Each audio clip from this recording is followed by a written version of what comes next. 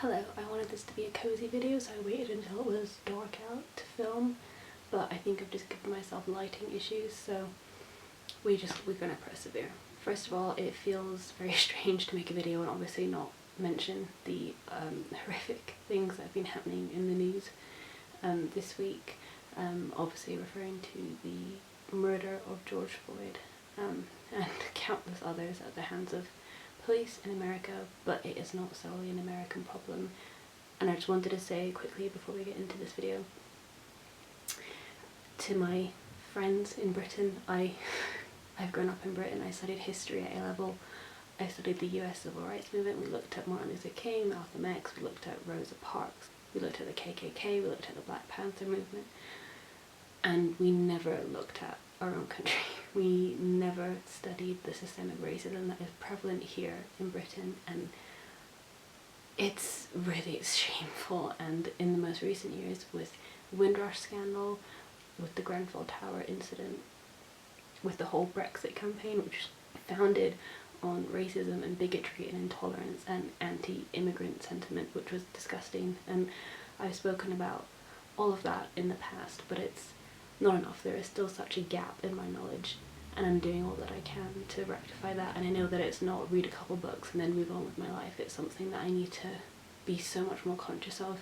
I, as I'm sure a lot of other white booktubers have realised, do not read enough books by black authors and people of colour and just non-white authors, and I really need to rectify that.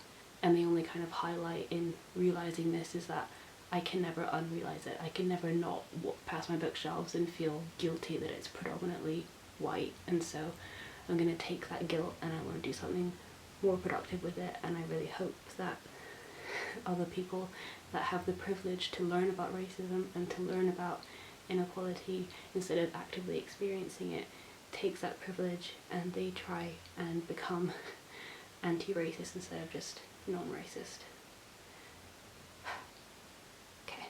I've never made any kind of political statement on this channel, which is weird because politics is a huge part of my life. I'm very outspoken about it on Twitter and in my life with my friends and my family, but it just felt like I couldn't make a video without talking about everything that's going on. I don't want to be ignorant, and I don't want any of you guys subscribe to me to feel like I just don't care and I live in a bubble. I'm not about that at all. I will get political, and I want to make my stance known because silence is complicity, and that's not what I'm about. So I'm also going to put links to ways you can help and people to donate to, and even there's a video you can stream on YouTube that all the ads and money goes to the Black Lives Matter movement, so you don't even have to leave your house, you don't even have to part with your money. You can help just by sitting at home and streaming a video, and I'll put all of those links in the description.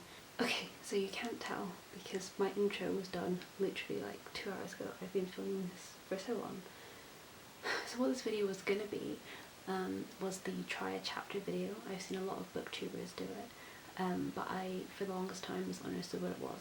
So I saw it floating around and I was gonna do it, and I hadn't watched any of the videos, and I thought what it was booktubers taking their favourite books and reading a chapter so that their audience could try a chapter and see if they wanted to go out and read the whole thing. That's what I assumed it was. And it's not that. From what I can tell is when people want to unhaul a bunch of books, they try a chapter of each one to see if they want to keep any of them, and then they talk about which ones are keeping and which ones are not keeping and the reasons why. But I still like what I misunderstood it as. I still want to read some chapters of some books that I love to you guys, and in the hopes that you go out and read them based on the chapter that I've read. And so I thought I was going to start with a short story, and I actually filmed myself reading a short story from The Language of Thorns, and I filmed it for like an hour, and then I realised it was going to be the longest video ever. I don't want to upload an hour-long video without knowing if this is even something people want. So I changed my idea, and I'm going to read short first chapters of 2 books that I love that are kind of similar, and then if people respond well to the video, I might in future do a very big, long, like an hour reading of this story, because I didn't realise that this short story in The Language of Thorns is literally 50 pages long. But it's a beautiful story, and it's based on the Nutcracker, which I love, and it has dark themes, which I love, and I had a lot of fun reading it, So if you would like to see this, if it sounds appealing to you, let me know and I might do it. So instead, so I don't take up an hour of your time, I thought I would read you the first chapter of Coraline, a book which a lot of people know, and a chapter of The Strange and Beautiful Sorrows of Ava Lavender, a book which a lot of people also know, but I love both of these books unconditionally. Coraline is very iconic, and it's about this girl called Coraline who moves to a new house with her family who don't really pay attention to her, and then things slowly, she realizes, aren't what they seem when she discovers a secret world beyond this little door in her house. And in The Strange and Beautiful Sorrows of Ava Lavender is about this family, and there is kind of magic throughout the family, and it's about how this magic affects the very real lives of the family. I've described that shitly, but essentially these two books tie in real life and family with magical realism. That was the connections that I was drawing, in case I didn't make it clear at all, which I didn't. So I just stopped rambling myself and let these wonderful authors do the talking for me. So I'm going to start with a chapter from Coraline, and yeah, I hope you enjoy this video. Chapter 1. Coraline discovered the door a little while after they moved into the house. It was a very old house. It had an attic under the roof and a cellar under the ground, and an overgrown garden with huge old trees in it.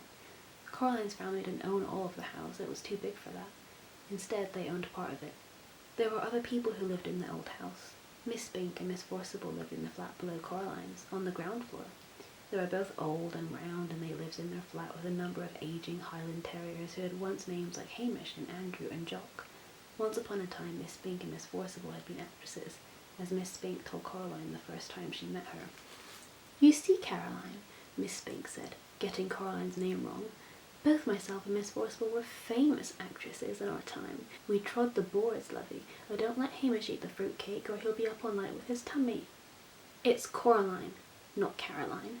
Coraline," said Coraline. In the flat above Coraline's, under the roof, was a crazy old man with a big moustache. He told Coraline that he was training a mouse circus. He wouldn't let anyone see it. "One day, little Caroline, when they are all ready, everyone in the whole world will see the wonders of my mouse circus. You ask me why you cannot see it now. Is that what you asked me?" "No," said Coraline quietly. "I asked you not to call me Caroline. It's Coraline." "The reason you cannot see the mouse circus," said the man upstairs, "is that the mice are not yet ready and rehearsed. Also, they refuse to play the songs I have written for them. All the songs I have written for the mice to play go oompa, oompa, but the white mice will only play toodle-oodle like that. I'm thinking of trying them on different types of cheese." Coraline didn't think there was really a mouse circus. She thought the old man was probably making it up. The day after they moved in, Coraline went exploring. She explored the garden. It was a big garden. At the very back was an old tennis court, but no one in the house played tennis, and the fence around the court had holes in it, and the net had mostly rotted away. There was an old rose garden filled with stunted, fly-blown rose bushes. There was a rockery that was all rocks.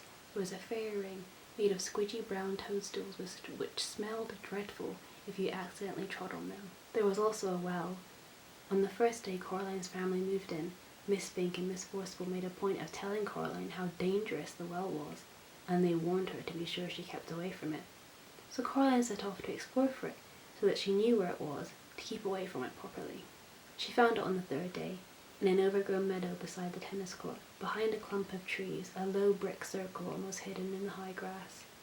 The wall had been covered over by wooden boards to stop anyone falling in. There was a small knothole in one of the boards, and Coraline spent an afternoon dropping pebbles and acorns through the hole, and waiting and counting until she heard the plop as they hit the water far below.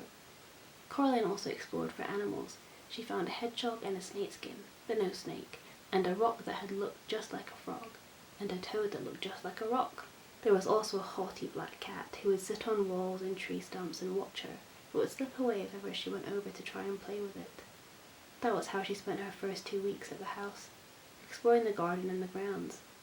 Her mother made her come back inside for dinner and for lunch, and Coraline had to make sure she dressed up warmly before she went out, for it was a very cold summer that year. But go out she did, exploring, every day until the day it rained, when Coraline had to stay inside. "What should I do?" asked Coraline. "Read a book," said her mother, "watch a video, play with your toys, go and pester Miss Spink or Miss Forcible, or the crazy old man upstairs." "No," said Coraline, I don't want to do those things. I want to explore. I don't really mind what you do, said Caroline's mother, as long as you don't make a mess. Caroline went over to the window and watched the rain come down. It wasn't the kind of rain you could go out in. It was the other kind, the kind that threw itself down from the sky and splashed where it landed.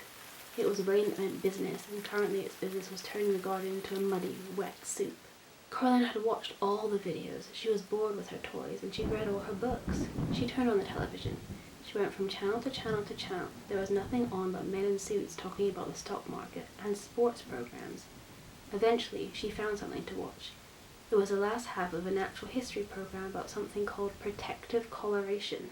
She watched animals, birds, and insects which disguised themselves as leaves or twigs or other animals to escape from things that could hurt them.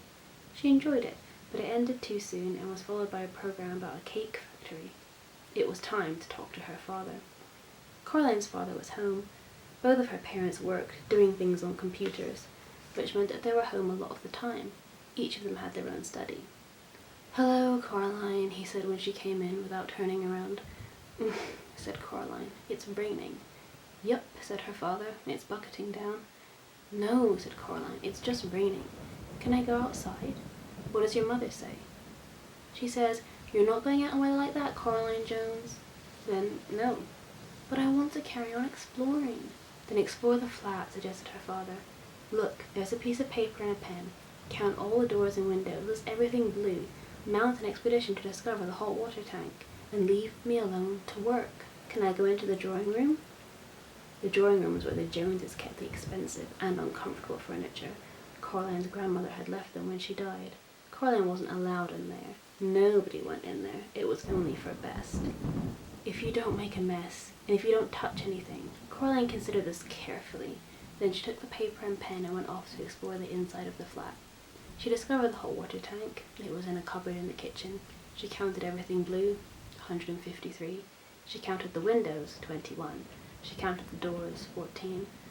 Of the doors that she found, 13 opened and closed. The other, the big carved, brown, wooden door at the far corner of the drawing room, was locked. She said to her mother, "Where does that door go?" "Nowhere, dear. It has to go somewhere." Her mother shook her head. "Look," she told Caroline. She reached up, took a string of keys from the top of the kitchen door frame. She sorted through them carefully and selected the oldest, biggest, blackest, rustiest key. They went into the drawing room. She unlocked the door with the key. The door swung open. Her mother was right. The door didn't go anywhere. It opened onto a brick wall. "When this place was just one house," said Caroline's mother, "that door went somewhere. When they turned the house into flats, they simply bricked it up. The other side is the empty flat on the other side of the house, the one that's still for sale." She shut the door, put the string of keys back on the top of the kitchen door frame. "You didn't lock it," said Caroline. Her mother shrugged. "Why should I lock it?" she asked. "It doesn't go anywhere." Caroline didn't say anything. It was nearly dark now, and the rain was still coming down, pattering against the windows and blurring the lights of the cars in the streets outside. Caroline's father stopped working and made them all dinner. Caroline was disgusted. "Daddy," she said, "you've made a recipe again." "It's leek and potato stew with a tarragon garnish and melted Gruyere cheese," he admitted. Caroline sighed. Then she went to the freezer and got out some microwave chips and a microwave pizza. "You know I don't like recipes," she told her father, while her dinner went round and round and the little red numbers on the microwave oven counted down to 0. "If you tried it, maybe you'd like it," said Caroline's father, but she shook her head. That night, Caroline lay awake in her bed. The rain had stopped, and she was almost asleep when something went tsk, tsk, tsk, tsk, tsk. She sat up in bed. Something went. Caroline got out of bed and looked down the hall, but saw nothing strange. She walked down the hallway. From her parents' bedroom came a low snoring. That was her father. And an occasional sleeping mutter. That was her mother.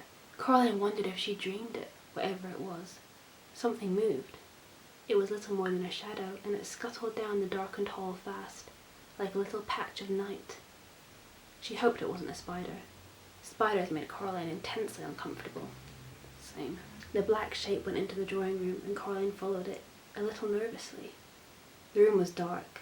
The only light came from the hall, and Caroline, who was standing in the doorway, cast a huge and distorted shadow onto the drawing room carpet. She looked like a thin, giant woman. Caroline was just wondering whether or not she ought to turn on the light when she saw the black shape edge slowly out from beneath the sofa. It paused and then dashed silently across the carpet towards the furthest corner of the room. There was no furniture in that corner of the room. Caroline turned on the light. There was nothing in the corner, nothing but the old door that opened onto the brick wall. She was sure that her mother had shut the door, but now it was ever so slightly open, just a crack. Caroline went over to it and looked in. There was nothing there, just a wall built of red bricks. Caroline closed the old wooden door, turned out the light and went back to bed. She dreamed of black shapes that slid from place to place, avoiding the light, until they were all gathered together under the moon. Little black shapes with little red eyes and sharp, yellow teeth. They started to sing. We are small, but we are many. We are many, we are small. We were here before you rose. We will be here when you fall. Their voices were high and whispery, slightly whiny. They made Caroline feel uncomfortable. Then Caroline dreamed a few commercials. And after that, she dreamed of nothing at all. And that is the end of chapter 1. So the reason I picked Coraline and then The Strange and Beautiful Sorrows of Ava Lavender is that Coraline is very much a middle grade book. The language is very simple. And after, I guess, I fell in love with the movie so much, I was expecting kind of that luscious visual language, because we get such wonderful visuals in the film. But it is a children's book, so the language is simple, but that doesn't diminish the story, but just be wary of that when going in. Whereas The Strange and Beautiful Sorrows of Ava Lavender, again, has similar themes of family and magical realism, but it's very much, it's not an adult. There are some darker themes in it, but the writing is very much dreamy and alluring and whimsical. And you'll see that in a minute once I shut up and start reading. So I'm actually not going to read chapter 1, I think. I'm going to read the prologue because that sets up the story. And also chapter 1 is crazy long and I've already been here 4 hours. So I'm going to read the prologue and then we'll reconvene. Prologue. To many, I was myth incarnate, the embodiment of a most superb legend, a fairy tale. Some considered me a monster, a mutation. To my great misfortune, I was once mistaken for an angel. To my mother, I was everything. To my father, nothing at all. To my grandmother, I was a daily reminder of loves long lost. But I knew the truth. Deep down, I always did. I was just a girl. I was born Ava Wilhelmina Lavender on a remarkably clear Seattle night on the 1st of March in 1944. My birth is later remembered for the effect it had on the birds on the street where I lived, the auspiciously named Pinnacle Lane. During the day, as my young mother began experiencing labour pains, the crows collected mounds of tiny cherry pits in their beaks and tossed them at the house windows. Sparrows perched on women's heads and stole loose strands of hair to weave into their nests.